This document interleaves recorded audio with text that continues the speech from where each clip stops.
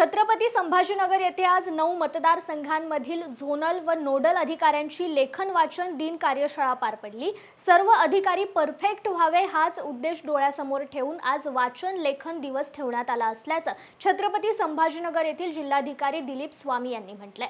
निवडणूक आयोगाचे पूर्ण नियमावली आणि कायदे त्यांना माहीत व्हावे, त्यांच्याकडून परफेक्ट काम व्हावं, नियम सोडून कुठलेही काम होता कामा नये हा आमचा कटाक्ष असल्याचं देखील जिल्हाधिकारी यांनी सांगितलंय। नाही, ही सर्व जे आमची अधिकारी निवडणूक प्रक्रियेमध्ये काम करणारे आहेत, यामध्ये नोडल ऑफिसर आहेत, झोनल ऑफिसर आहेत।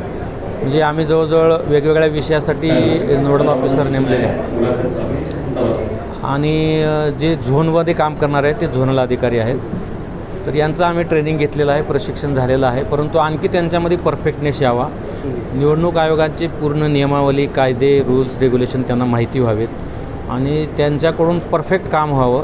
कारण निवडणूक प्रक्रियेमध्ये कुठेही चुकीला माफी नाही आहे आणि नियम सोडून कुठलेही काम होता कामा नये हा आमचा कटाक्ष आहे। आणि त्यामुळं आम्ही जिल्हाभरातल्या 9ही विधानसभा मतदारसंघामध्ये आज वाचन लेखन दिन साजरा करण्याचा निर्णय घेतला। त्याचा ड्राफ्ट मी तयार करून दिला 3 दिवसापूर्वी।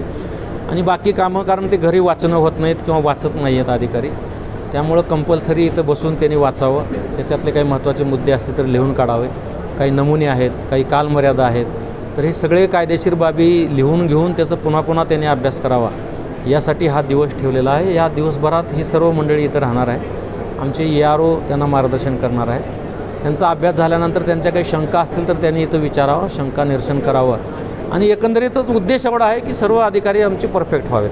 ते माहिती पुस्तिका आहे, माहिती पुस्तिकेत काय दिलेलं असेल?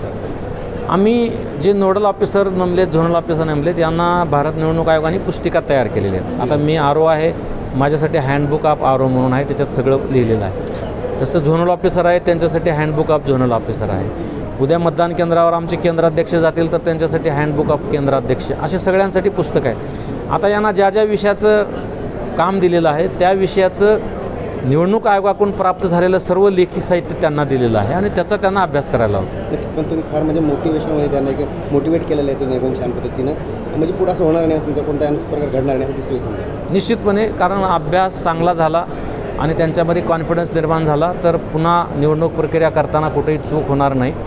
माझा जिल्हाधिकारी म्हणून, जिल्हा निवडणूक अधिकारी म्हणून हाच उद्देश आहे की निवडणूक निपक्षपणे, बिनचूकपणे आणि निर्भयपणे पार पडली पाहिजेत आणि बिनचूकपणे पार पाडायचे असेल तर अधिकारी कर्मचारी हे अभ्यासू असले पाहिजेत, त्याचाच हा एक भाग आहे।